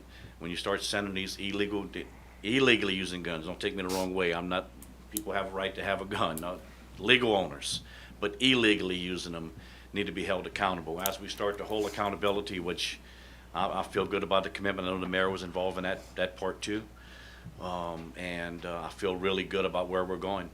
You know, you see our crime cameras in the right spot, our police officers in the right spot. Now with accountability, if we start sending these people off, you know, we keep trucking, keep going. And we just fight the battle and start decreasing 1 and 2 at a time. Chief, Yeah. on this fireworks situation. Yes. Would it be better for someone to have a picture of them doing it? Because, you know, when you're coming up to them, if you don't catch them doing it, is that, how do you handle that? That's the dilemma we have, without obviously getting technical, is that, you know, some people say get a video. Well, now, some of the courts, and I know Jeff could chime in on this, on the court side of it, now there's been some discussion out there that they would start wanting authenticating these videos, which means the person that's videoing it would have to go to court and verify that that's the video, that it's authentic video that they took at that location. So it does. I mean, if we don't witness it, then we're putting witnesses out, which I really am very reluctant to do, because a lot of witnesses don't want to get involved in the court side of it. I get it. You know, we have ways to authenticate on somebody's DVR side of it. And, you know, but on a phone video, a little more difficult because there's somebody operating that. You know, if we go to somebody's home DVR, we can download and authenticate it through our forensics unit. But yeah, it does leave us a question. If we don't witness it, it becomes an issue. You know, can we see one popped and then we drive up and there's 4 people standing there and all are saying, I don't know? Makes it difficult, you know, because the old days of constructive stuff, most attorneys will tell their clients don't say anything, you know, and then who's going to point a finger at who? The reason I say that, when we did implement this, we had some properties, as the mayor mentioned, on over the road that are not in the city, but it comes up to the city, and they couldn't do nothing because it wasn't in the city. It was, I don't know if anyone ever got fined since we had this ordinance or not, because of making sure they did do it. You know, themselves did the fireworks. So even though you see it in that, they might have 8 people out there. I believe we charged 3 with firearms violations this time around from New Year's Eve.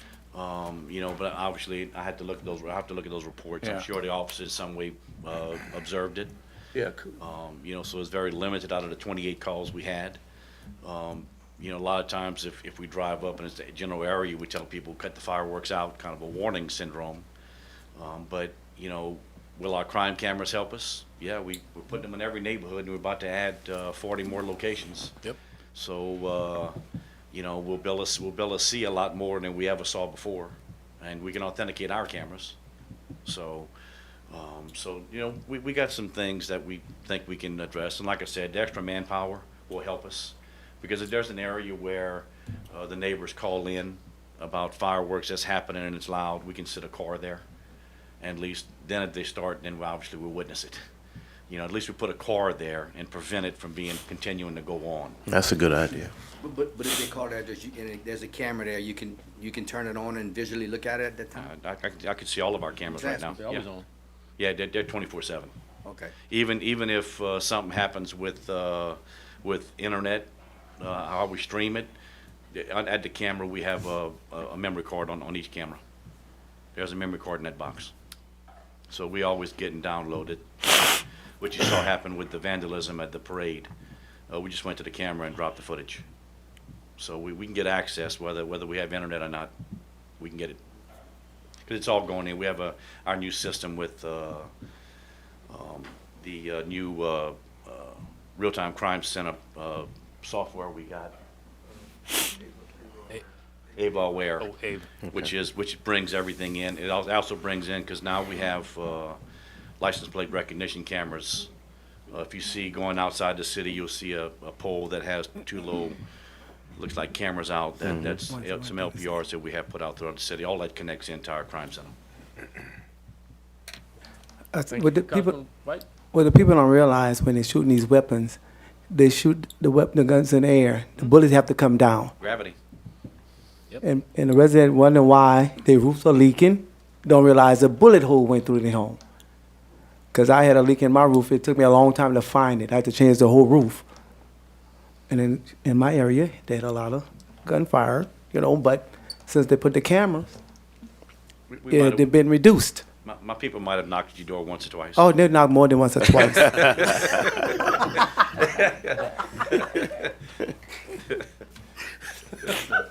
I like the idea of the push notification to let people know that it is illegal to pop fireworks in the city limits. Leland, whenever you do that, can you also tell them not to shoot at each other? Because maybe they don't realize that that's illegal. I mean, I really do feel like our citizens know that it is illegal, but we have some stubborn citizens, unfortunately. I don't know how to change that. I've been kind of racking my brain for a while now to figure out how do you train people to not do these things, violence. But it's generations, and it's really sad. I don't know. Look, I'm optimistic for this year. I just think there's a lot of things going on with what the city council and the mayor have allowed us to do. This council and mayor has allowed us to do as a department to grow when it comes to technology and just the ability to just to do more. I think we're in for a good year. We made some strides. Like I said, I'm really pleased where we are in prosecuting these people that are illegally using guns, and I believe that's going to be a major step on where we're going with this. Because we have some really good cases on the 73 in the last 6 months. Our cases are lock solid. We feel good, and if they send these people away, it'll send a message quick. If you fire a gun in our city, you're going to go to prison. That'll send a message pretty quick. Piss off some people, but be pissed off for the right reason. Stop the gun violence. So if we can start, these people start going to prison, we're gonna send it's gonna be a clear message. Anybody else? Other comments, questions for the chief? And look, 130-something calls a night is we are slammed.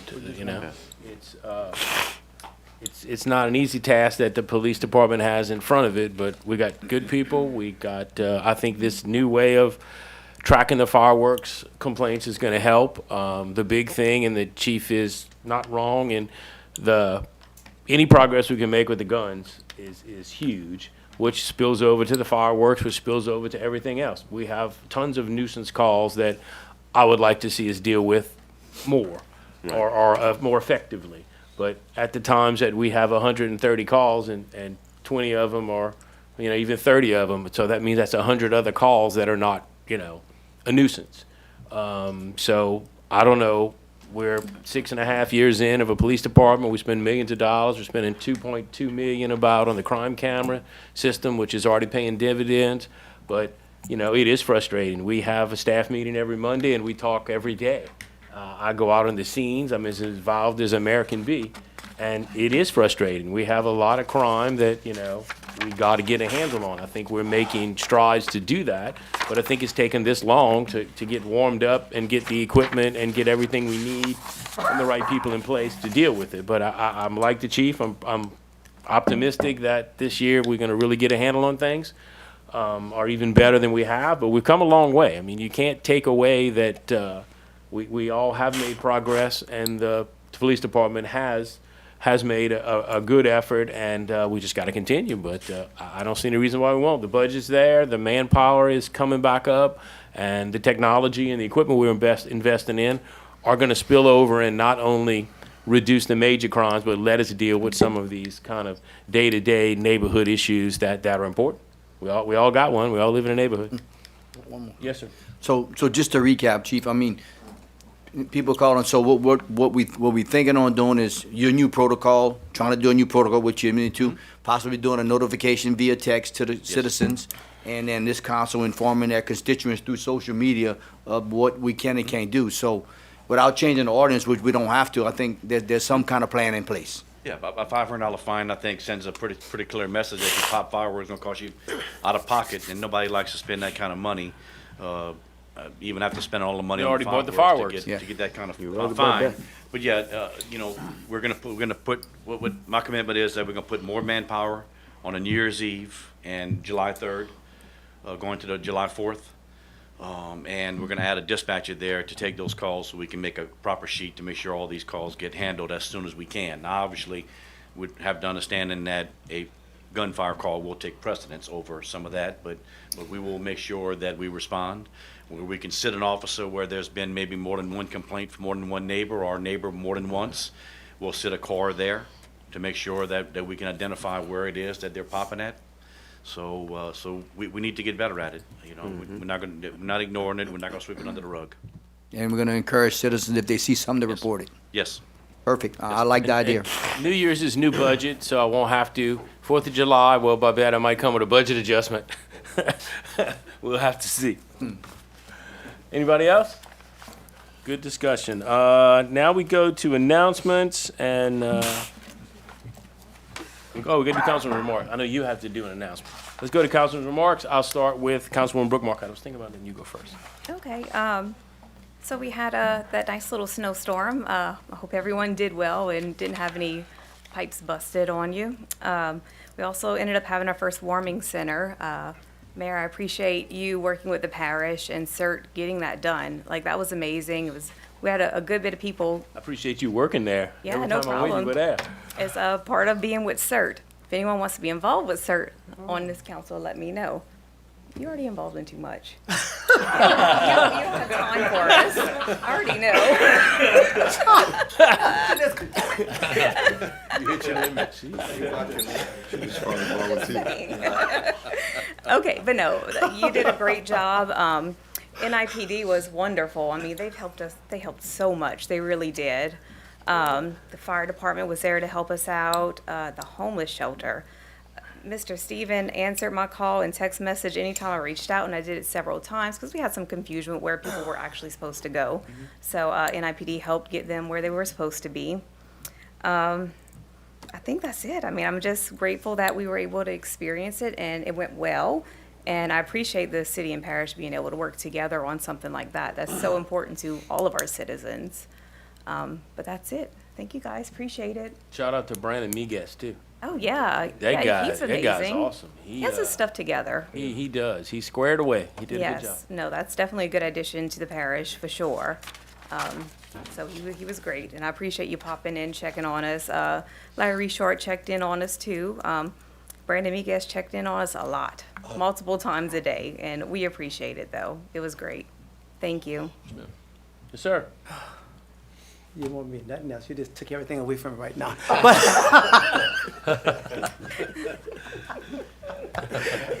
Sorry. That's okay. You're my friend. Who's not your friend? Right. Well, the only thing I have to say, I went visiting the Roman station, and because it's in my close to my district, and I visit, and I seen everything went well, even with the feeding on us across from the park in the parking lot. That went real well, and I appreciate everybody who came out and volunteered and did the work they need to do for the citizen. Thank you. Thank you. Good. Reiterate, Brooke did a good job, but they also had, several churches that cook gumbo and cook for the citizens. And it's amazing when you go out there and see there is a need out there. There's truly a need for people, and they really appreciated hot meals. And I had the opportunity to go a little while and deliver a few meals to the homeless, and it's very rewarding to see people that need and they appreciate it. And every community should have that type of organization to do something like that, and everyone should be a part of it and experience it, because there's a whole lot of people that's not as fortunate as us. And and good to see the city. I thought the curfew was issued by the parish president, but I thought the traffic was limited in the city during the travel, the hazardous conditions. So applause to the community that they didn't travel as much as I thought they would and bust more fire hydrants, right? 60,000 gallons of water in one 60,000 shot. gallons of water in one shot, so. Or to stay off the road. Yeah, and we told them to stay off the road, but, yeah, appreciate them to hear into the thoughts, and that's all I have. Thank you. Yes, sir. Hey, Freddie, I forgot to recognize Reverend Zach Mitchell, because he was at the warming shelter as And he well. was. I was going to catch him. Yes, major props to you. Just everyone looks up to you, even our police officers. I had some one-on-ones hard to with look him. up to So you. tall. No, but he's great for our community. Everyone respects you so much, and we appreciate you. That's one of them that would stay up over 24 hours to be there. So he's part of the CERT team. Thank you so much. Appreciate you. Sorry. Yes, sir. Yeah, I'm doing the same thing. I congratulate everybody for what they did, and I'm glad to see us as a community to work with one another, especially the parish and the city. Larry and Freddie, y'all did a good job as far as letting people know when everything was going to be closed and things like that. And also wanted to let everyone know we're going to start the Neighborhood Watch meeting back, and it's going to be on February 20th. And hopefully I'm going to have our police chief come out, give us some good information on some of the things that's going on in the neighborhoods and the city, talk about a little bit more about where he's putting some more of these cameras and all as well. And I'm inviting each and every one of you council members to come out at the Slammin', let some of the people in your districts know, we can all be working together. It's not just about District 4. It's about everyone that wants to come out and find out other information that they can find out about too. And possibly, if the mayor is not busy, I would like him to come out as well and maybe talk about some improvements and some things that we have coming into 2025. And for everyone, schools will be opening back up probably Monday, I think, now. Yeah, Monday, because they extended it. And hope everyone be safe, be prepared, and be ready to go back and get back into your regular routines. And everybody be safe. Thank you. Well, I must admit I was a bit concerned with all this weather that was coming in. It came in, well, they gave us notice at least, but how do you prepare for a situation that you hadn't lived through? My concerns were to the point that I did visit some of the shelters. I ran into Brooke, Rev, and a few other people out there. Made a few phone calls to see how well we were prepared. Coming from a background of emergency response, our first responder, whereas working for CLECO, everybody was running for cover and we were running from under the cover. It was a different situation. But through it all, I think we can learn something from this as well, and maybe put some things in place just in the event that these things happen again, and maybe even worse. I've never thought that we would have 2 degrees in New Iberia. Okay, but the same token, I think most people made it through without such events, and I would advise that everybody check on somebody, especially the elderly, under those times and situations, because also coming from a power company, if we lose power, like even at my house, I'm all electric, and didn't lose power, thank God. It hadn't always been that way, but they too can be under a bad situation, not enough blankets, or even the situation with fires. So I didn't hear the sirens screaming as much, and whatever the case would be. So whatever we did, it worked. So going forward, we're not out from under the storm, because February is a bad month, and so is March.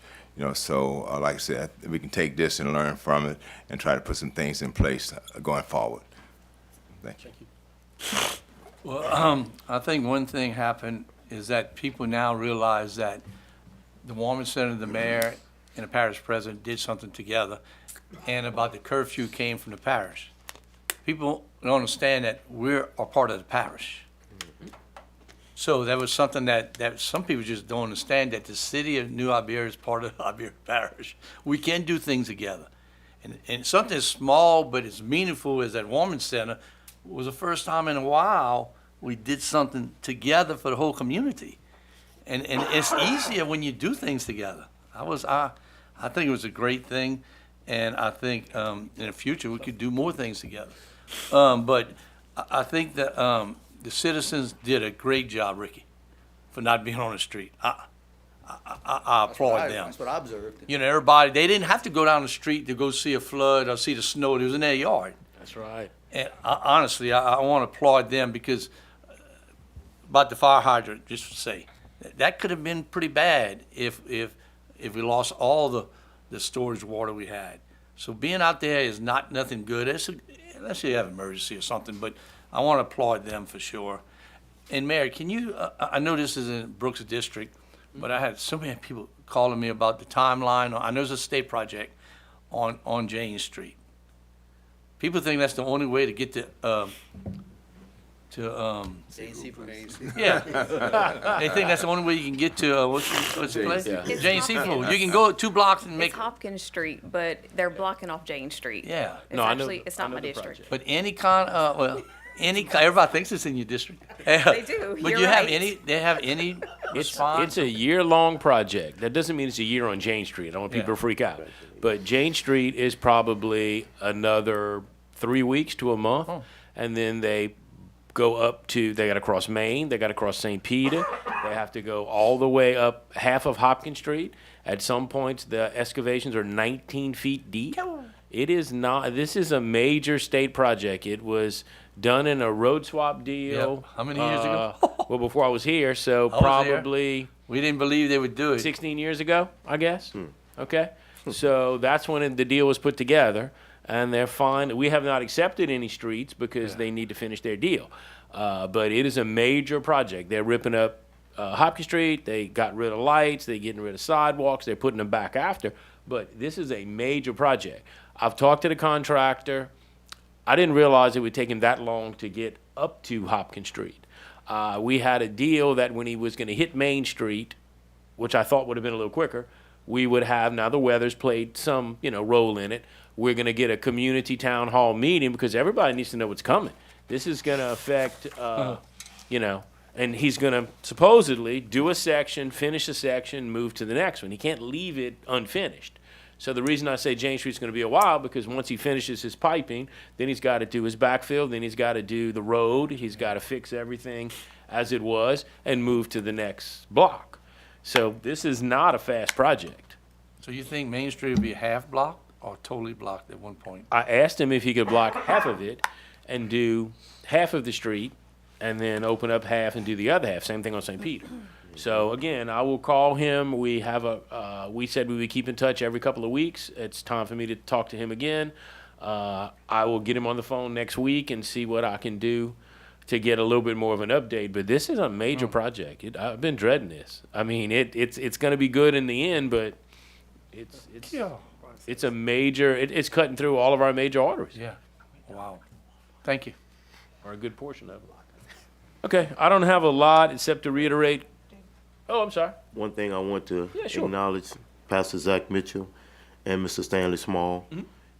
He runs the program that I'm in, the Buddy Buddies program. program.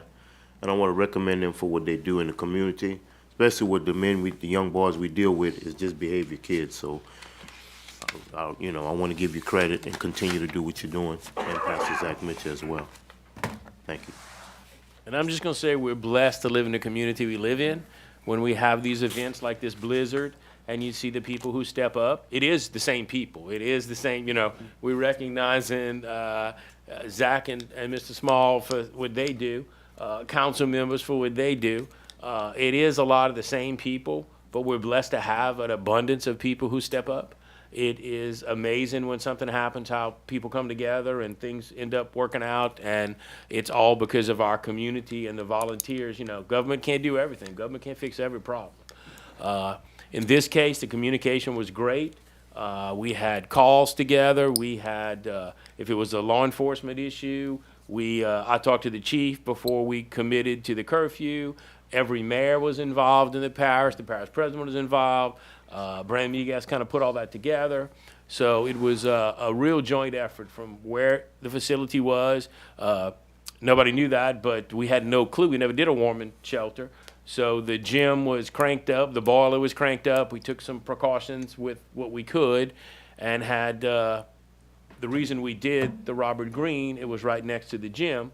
So if something happened, we could overflow to the gym. Had we not done that, we had kicked around using the little fire station in City Park, the Senior Citizens Building, and then having Sear Gates as a backup in case the thing got out of control and really grew. Thank God it didn't. But it's a good time to be the mayor when, bad things happen. Same thing with the hurricanes. You hate that's coming to our community or this blizzard. But the good part is watching our community come together and everybody pull together and working through it. So we're blessed to have the kind of community we have. Let's just leave it at that. Been a long meeting, so I don't have much else. But Madam Clerk, she's going to read a tax announcement. And if you don't know, we have a tax that is about to lapse. It brings in about $700,000 a year. It's our original public works and road tax that we have been utilizing for 20 years. It's not a new tax in any kind of way, but we have to take these steps to get it on a ballot. When's it in the ballot? Do you know? In May. But we have to take the steps we are now to be able to ask for a renewal in May. Madam Clerk? Announcement of public meeting. Notice is hereby given that at its meeting to be held on Tuesday, February 18th, 2025, at 5:30 p.m. at its regular meeting place, the City Hall Council Chambers, 457 East Main Street, New Iberia, Louisiana. The City Council of the City of New Iberia, State of Louisiana, plans to consider adopting a resolution ordering and calling an election to be held in the City of New Iberia, State of Louisiana, to authorize the continuation of an ad valorem tax therein. Thank you. While we're on the roads, okay, I've talked to the engineers Monday. They are working through the plans. Most of the testing has come back. They're waiting on a little bit. The plans will be out, and we will be bidding by the end of February, the very beginning of March. That will start bidding our roads. I ask people to just be patient. I see the court of Facebook that I'm pocketing the money. I've stole the money, and a variety of things. Look, you cannot spend $17 million. Smart people move slow, okay? When you hire engineers and they hire consultants and you put together the project of that magnitude, it takes a year. But I will just, put up with it because it comes with the job. But the money's all right where it needs to be, and I can't wait to start bidding out the roads. And then the next complaint will be it's taking too long because it's going to be at least 3 years. It took us 3 years to spend 12.5, and now we have 17 million to spend. I think we're a little better organized, and we learned some lessons from the first road program that we did. But roads are coming, and all these steps that we're taking are to make sure that we, honor those commitments, and we will. Other than that, our next meeting is February the 4th, and that's about it with that. I look for a motion to adjourn. So move. Second. Thank you.